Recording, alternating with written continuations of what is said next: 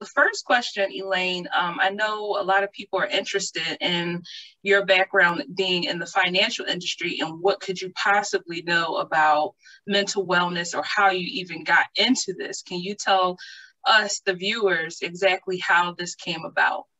Yes, I can. And I guess before I get into the specifics around the event, I will Mhm. share with everyone that I do have a passion towards teaching children to have a positive mindset about themselves. So I have a company called Kids More Sugar.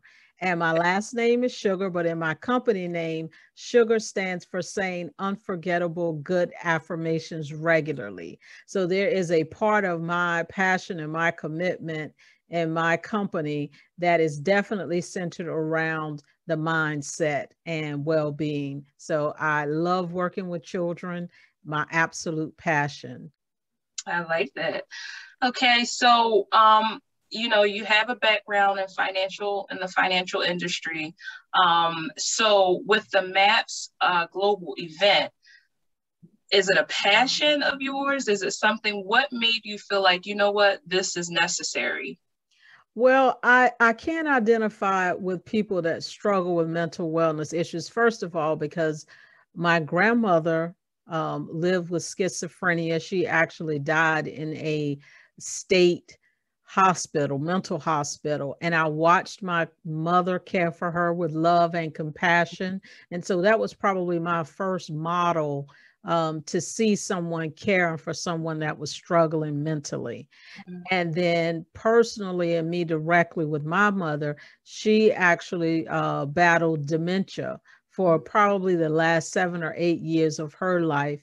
And I was one of her primary caregivers. So I had that close and personal relationship with caring for someone who's, just, I'm sorry, suffering with a mental illness.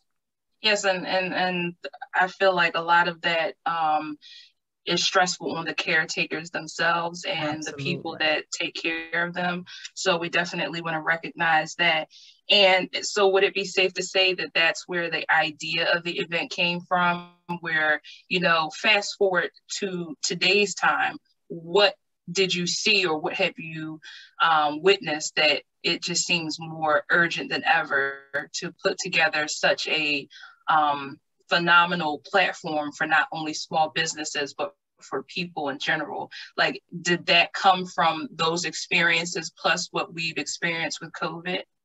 I think the firsthand experience with how difficult it can be for the individual who's struggling, as well as those caring, that experience is what gave me the compassion for it. But this event in particular more so came from the cries that we were hearing from the public during the COVID pandemic, especially during the shutdown.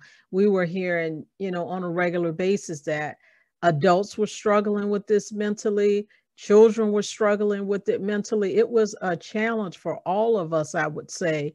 And definitely most of us had to figure out a way to cope mentally. And so Right.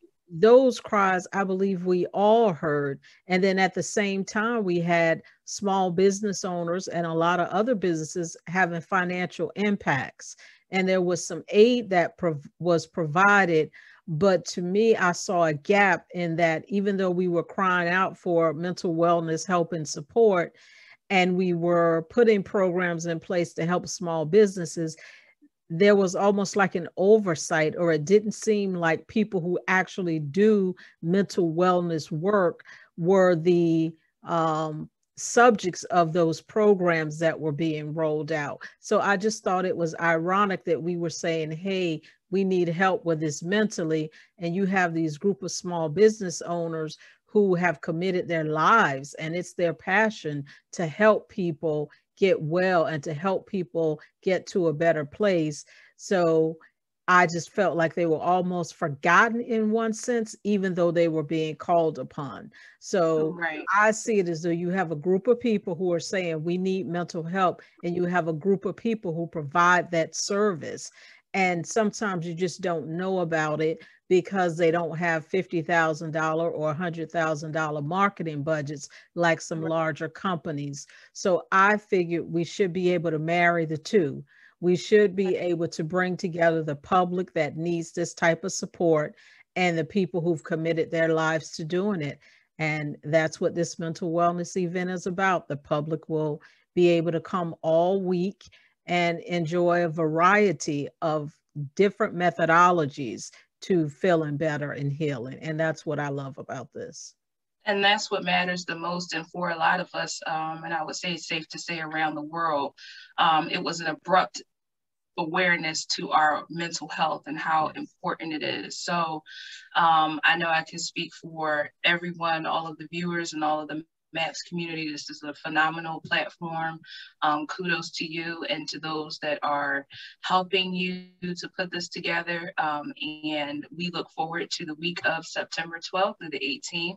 And everyone, please blot out your calendars for that week and make sure that you show support, and definitely show support for Elaine and the community. Thank you.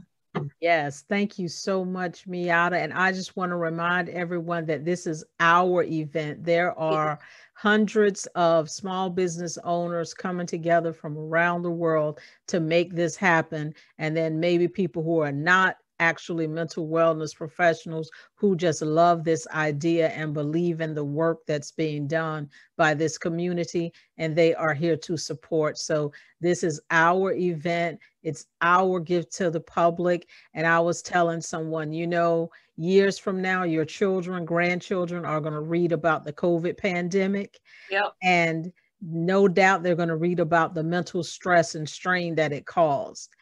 And we're going to be able to say, we heard that cry and we pulled together and we did something about it. So I invite everyone to come and join us in this so that we can all be on the powerful side of history when the story is told. Yes, I'm excited. So thank you all. Thank you, Elaine, and I will see you all soon. Thank you.